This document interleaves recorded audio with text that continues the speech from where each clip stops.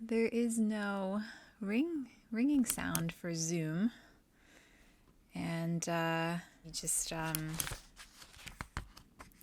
says waiting for the meeting host.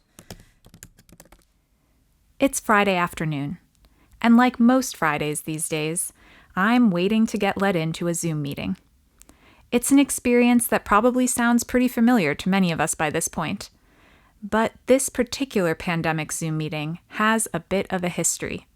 And that's why, on this occasion, I guess I don't really mind the wait. Hi, Kira. Hiya, Kira. Say something. Hi, everyone. This is the B4RN Computer Club. It meets almost every week, same time, same handful of diehard volunteers. It's basically a community self-help drop-in clinic for all things digital. Right. Bob, you've just joined us. Did you have anything specific you want to ask, or are you just here for the chat? Right, we've got a question from the Computer Club Facebook page, if anybody is doing this. Hello, Alison. Have you something you want to talk to us about? Right, has anybody any problems? Ian, have you any problems? But the Computer Club is part of a much bigger story about how rural communities in the UK have been left behind in the digital revolution, and what some local people have done on their own to change that. What they've done is they've built B4RN, broadband for the rural north, the fastest and probably most affordable rural internet service in the UK, and maybe even the world. Today, this nonprofit community network has connected over 8,000 properties to lightning-fast fiber internet, and the Computer Club is all about helping people use it.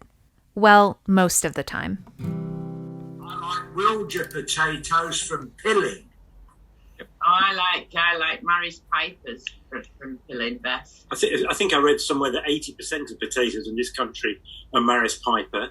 Yeah, so that's not to say they don't go a little off topic every once in a while. And that they were sort of genetically invented soon after the war. How come we never talk about computers at the Computer Club? I'm Kira Allman. I'm an anthropologist, and I study the lived experience of digital inequality and empowerment from the grassroots up. I've been getting to know B4RN since 2018, and today I'm going to introduce you to this remarkable network and the DIY computer club that goes with it. So come on, let's zoom in and join them. Yeah, it does come with instructions, but I don't bother with the instructions. This is Chris. She has a knack for explaining things in a way that makes sense, in plain language. So with boosters, as you move from room to room, your connection will drop on your phone or your tablet or whatever, and then it's got to find the other one and get on it. With a mesh, the meshes say, she's walking away from me now. Can you see her number 2? Or come in number 3, can you see her? And the others say, no, we can't see her. You keep hold of her. And then number 2 will say, hey, up, she's coming down the stairs and she's turning into the kitchen. I will grab her now. And number 1 says, all right, you've got her. She's yours now. And you don't notice a handover. And that's how meshes work. Log into it, make sure it's working, plug the other 2 in, go and have a cup of tea, come back and they've both gone blue. And then you just move them about until they go blue again. Chris was one of the original co-founders of the network over a decade ago, and she's remained a volunteer ever since. The Computer Club started when we first did a university research project with Lancaster University, and we built a wireless mesh network in our village. But in those days, there were no iPads, no smartphones. People just had computers. And a lot of people didn't even have computers. But because they had the opportunity to get a free internet connection that worked, people started getting computers, but they didn't know how to use them. And if they went on courses, they learned things like Microsoft Office and databases and spreadsheets, and they didn't want to do that. They wanted to learn how to burn CDs. So what we did, we started a little group on a Friday afternoon in the village hall where anybody could come, and we brewed tea and brought biscuits and things. And they all started learning how to do stuff.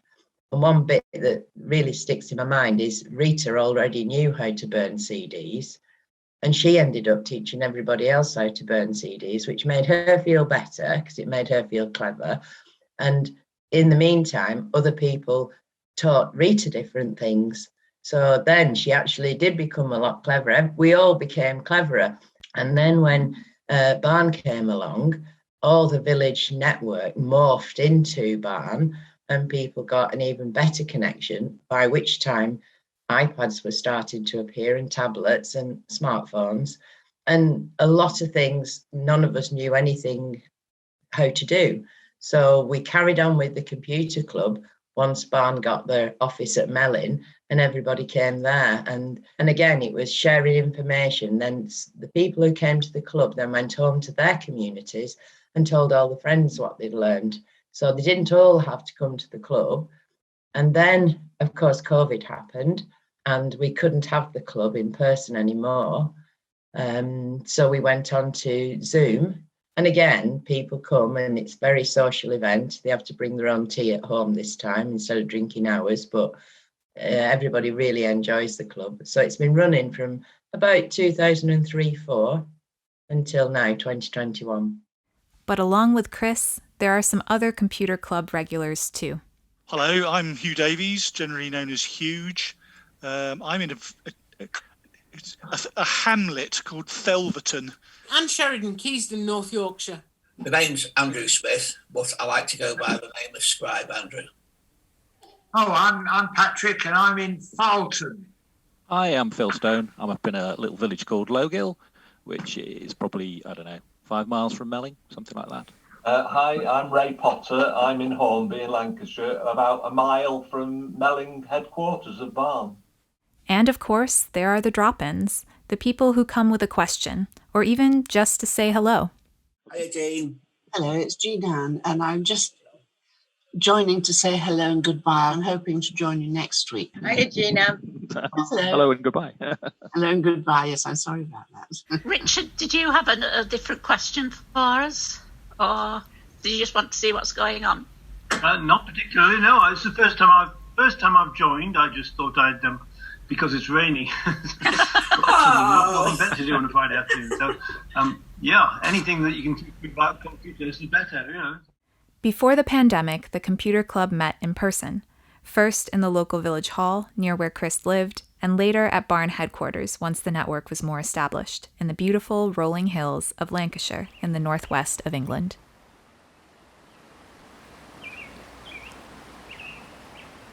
There was tea and cake and plenty of idle banter.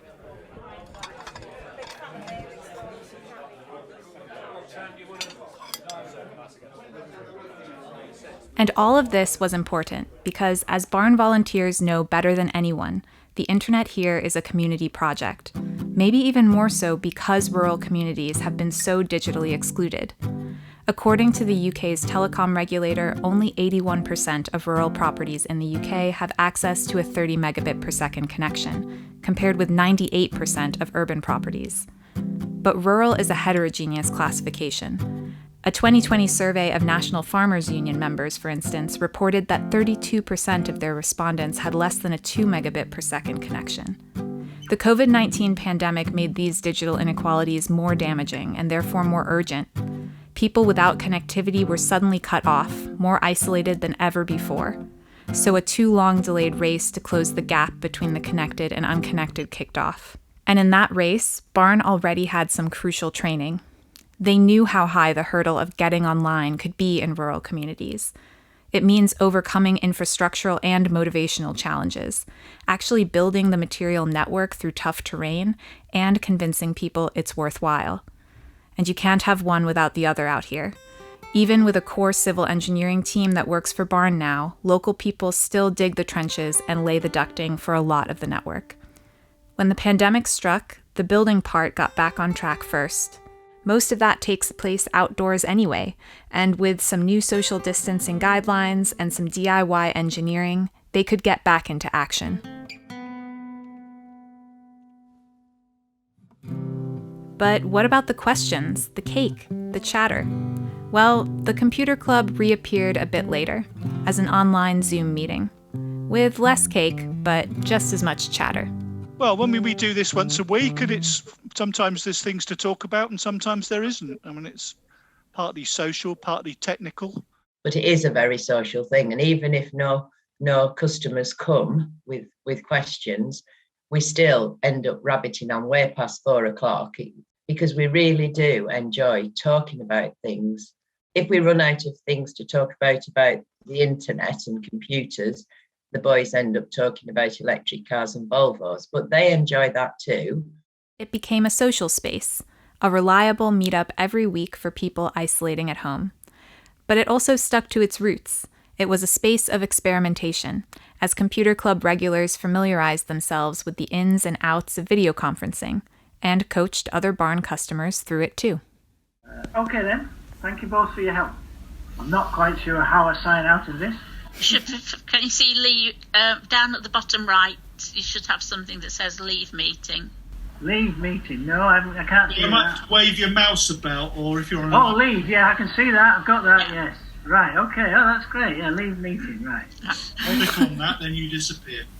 Right, that's very kind. Okay, thank you very much for your help. Barn has a few unofficial mottos, and sitting in on Computer Club, you learn pretty quickly that one of them is, if I can do it, you can do it too. Every week somebody says something and we say, we didn't know that. And now we do. That's the way you learn things. And if everything just works, then you'd never learn anything because it just works, doesn't it? If it goes wrong, when you're there, you can explain to them how to fix it. And then it's not a major panic. Whereas if everything goes right and then you're on your own when it goes wrong, you're just so frustrated because you don't know what to do because you haven't learnt it. Computer Club attendees talk their way around pandemic scams. Sorry, but I've just come on this time to ask because I wondered if any of you had been involved in a scam that actually hit my computer but didn't affect me, but it was to do with Google Play cards or Amazon. Have you heard about this? Setting up Wi-Fi calling. I went and bought a new mobile phone 2 weeks ago so that it was compatible with coming through the internet, and I don't know how to do it. It's called Wi-Fi calling that is the thing that you're trying to set up. So in Android, in your settings, deep within the menu structure, there'll be one associated with Wi-Fi calling. Android's got two pair of glasses on to look at. Don't worry. Android's got there's different versions of Android, so it'll be unless somebody's got exactly the same phone, it's quite difficult to describe. But I will go and find my phone, and I might be able to help. And sometimes they just talked about electric cars. Have any of you got or know anyone who's got an electric car? Yes. I've got two. We've got two. I attended a seminar in the week about buying an electric car. And tell us about them, Mr. Stone. Remember before how I said that there's the technical network and there's the people, and you can't have one without the other? Well, the Computer Club, I think it was crisis relief too. Okay, maybe not all the chat about electric cars, but this online space where people brought their anxieties, their technical questions, their confusion, well, they would be told straight, you can do this. At its simplest, it was a reliable weekly catch-up among friends. Chris, Pat, Hugh, Phil, Andrew, Ray, Allie, Patrick, the regulars. And to be fair, some weeks it was pretty much just the regulars. But this unofficial help desk, I think, is a lot more than that. Pandemic or not, it's the community-level connection between people and the digital world. And that's important, because when we think about digital inequality, we tend to think about technical and social systems on the one hand, and users or individuals on the other. Systems need to ensure everyone can access the internet, and individuals need to improve their skills and literacy to be able to use it. But communities mediate between the two, and they do it just like this, sharing knowledge and making it locally relevant. I think it's important because people are still very social animals, and you can't Google how to find something out until you know how to use Google. So the Computer Club exists for the very basic new customers who know absolutely nothing, and they're not threatened by asking what they think must be a stupid question and being ridiculed.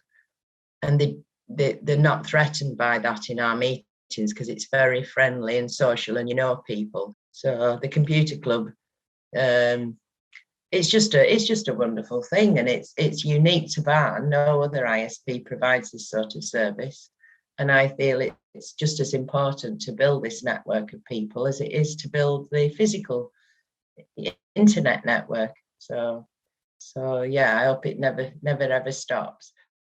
Okay, it's time for me to sign off for now. How do I get out of this Zoom room? Can you see leave down at the bottom right? You should have something that says leave meeting. This podcast was produced for the Infrastructures of Resistance Community Network's Hacking Global Crisis special issue of genderit.org. It was produced by me, Kira Allman, and Connor Malloy, a Cherry Soup Productions concoction. Music was by Connor Malloy. Special thanks to the Barn volunteers and to Mariana, Cynthia, and Adriana from the Gender IT team.